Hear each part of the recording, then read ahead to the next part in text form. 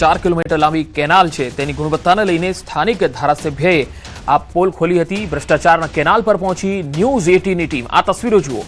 હાલ આ કેનાલ પર બુલડોઝરથી આ કેનાલનું જે કાચું કામ છે તેને તોડી પાડવામાં આવ્યું છે। કેનાલને ખોદીને હવે તપાસ થઈ રહી છે।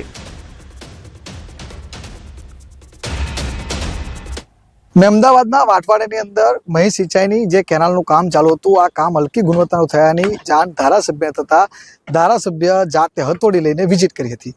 આ વિઝિટ કર્યા દરમિયાન તેમને કેનાલ પર સામાન્ય હથોડી મારતા જ કેનાલ છે તે તૂટી જઈ હતી અને આ સમગ્ર બાબતના વિડીયો વાયરલ થયા બાદ મુખ્યમંત્રી કાર્યાલય સુધી રજૂઆત કરી હતી। મુખ્યમંત્રી રજૂઆત કર્યાના 24 જ કલાકની અંદર અત્યારે દાદાનું જે બુલડોઝર છે ત્યાં કેનાલ ઉપર ચાલી રહ્યું છે। તમે જોઈ શકો છો જે પ્રકારે અત્યારે આ જે મહી સિંચાઈની 4 કિલોમીટર જેટલી કેનાલ હતી તેમાં 2 થી 2.5 કિલોમીટર જેટલું કામ એકદમ હલકી ગુણવત્તાનું થયું હોવાનું સમગ્ર બહાર આવ્યું હતું અને તેના જ કારણે અત્યારે દાદાનું જે બુલડોઝર છે તે આ કેનાલ પર ચાલ્યું છે અને આ કેનાલને નવી બનાવવામાં આવશે। સૌથી મહત્વની વાત કરવામાં આવે તો આ કેનાલ છે તે કેનાલ જે બનાવનારી જે એજન્સી હતી તેની ગંભીર બેદરકારી હતી। હવે જોવું રહ્યું છે આગળ કેવા પ્રકારની એજન્સી વિરુદ્ધ કાર્યવાહી કરવામાં આવે છે અને કેવા પ્રકારના પગલાં ભરવામાં આવે છે। ઉમંગ પટેલ, ન્યૂઝ 18 ગુજરાતી, ખેડા।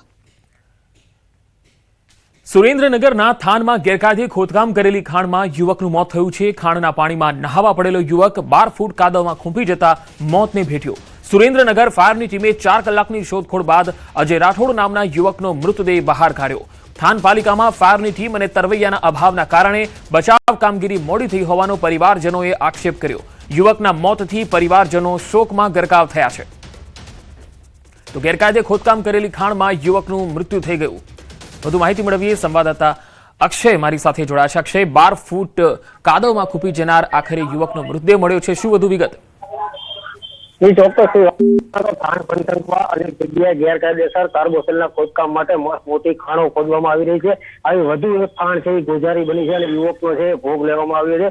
હાલ આ ખાણ છે એમાં પાણી ભરાયેલું હોય, ગરમીથી ત્રસ્ત બનેલો યુવક આ ખાણમાં નાહવા માટે પડ્યો હતો। તે દરમિયાન અંદર કાદવમાં 12 ફૂટ જેટલા અંદર છે એ ખૂંચી ગયો હતો, જેના કારણે યુવકનું છે કરુણ મૃત્યુ નીપજ્યું હતું। અને સૌથી મોટી વાત એ છે કે થાન નગરપાલિકા તંત્ર હોવા છતાં અને કરોડો રૂપિયાની વેરાની આવક હોવા છતાં ત્યાં સ્થાનિક ફાયરની ટીમ કે તરવૈયાના અભાવના કારણે યુવકની જે છે એ બચાવની કામગીરી સમયસર થઈ ન શકતી હોવાનો પણ પરિવારજનો દ્વારા આક્ષેપ કરવામાં આવ્યો છે। સુરેન્દ્રનગર ફાયરની ટીમ ગયા બાદ અંદાજે 4 કલાકની જહેમત બાદ મોડી રાત્રે જે છે યુવકનો મૃતદેહ બહાર કાઢવામાં આવ્યો હતો। એકના એક પુત્રના જે છે મોતથી સમગ્ર પરિવાર પર હાથ તૂટી પડ્યું છે અને આ ખનીજ માફિયાઓ દ્વારા જે ગેરકાયદેસર ખાણો ખોદવામાં આવી રહી છે તે ક્યાંક ને ક્યાંક લોકો માટે ગોજારી સાબિત થતી હોય તેવું લાગી રહ્યું છે।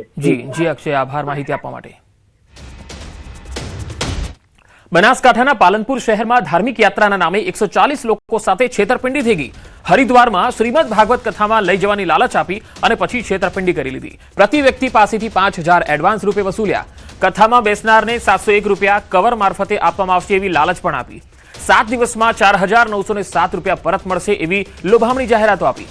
વડીલો, મહિલાઓ અને ધાર્મિક ભાવના ધરાવતા પરિવારોને નિશાન બનાવ્યા। 22 મેના રોજ સવારે હરિદ્વાર જવા બસ રવાના થવાની હતી, પરંતુ બસ ઉપડે એ પહેલા સમગ્ર મામલો શંકાસ્પદ બનતા સ્થાનિકો ઓફિસ ખાતે પહોંચ્યા। તપાસ કરી તો છેતરપિંડી થઈ હોવાનું સામે આવ્યું। સમગ્ર મામલાનો સિદ્ધપુરનો મુખ્ય સૂત્રધાર Narendrasinh Rajput phone switch off આવતા પોલીસે મોબાઈલ લોકેશન અને બેંક ટ્રાન્ઝેક્શનના આધારે શોધખોળ હાથ ધરી છે। વધુ માહિતી મેળવીએ સંવાદદાતા કિશોર તુવર મારી સાથે જોડાયા છે। કિશોર, એક વ્યક્તિ હરિદ્વાર લઈ જવાની લાલચ આપે છે, 5000 રૂપિયા વસૂલે છે, કેવી રીતે ખબર પડી કે આ આખું કૌભાંડ હતું અથવા તો આ ગોટાળો હતો? ચોક્કસથી પાલનપુર શહેરમાં ધાર્મિક યાત્રાના નામે 140 લોકો સાથે પંકજ છેતરપિંડી થઈ છે। પહેલા લોકોને પત્રિકાઓ છાપવામાં આવી હતી, વોટ્સઅપ મેસેજ દ્વારા લોકો પાસે આ સમાચાર પહોંચ્યા હતા કે હરિદ્વાર ખાતે કથા થવાની છે અને આ કથાની અંદર 4907 રૂપિયા પરત પડવાના છે। તે ઉપરાંત 700 રૂપિયા પણ પરત પડવાના છે। આમ 5000 રૂપિયા એડવાન્સ આપવાના રહેશે। આવી માહિતીને લઈને લોકો દ્વારા જે બુકિંગ કરાવવામાં આવ્યું હતું અને 22 મેના રોજ હરિદ્વાર બસ રવાના થવાની હતી। તે પહેલા લોકોને શંકા ગઈ હતી કે પૈસા પરત કઈ રીતે આપશે।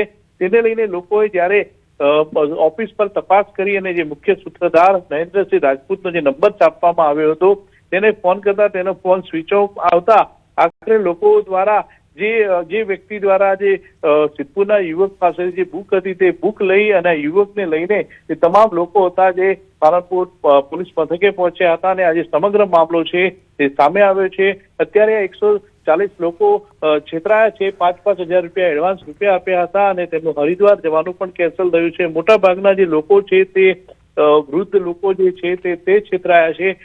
તેને લઈને અત્યારે તો પોલીસે આ નરેન્દ્ર સિંહ રાજપૂતની તપાસ હાથ ધરી છે અને તેના લોકેશનના આધારે તાત્કાલિક તેને ઝડપી લેવા માટે ચક્રો પણ ગતિમાન કર્યા છે. પંકજ. જી કિશોર, આભાર માહિતી આપવા માટે.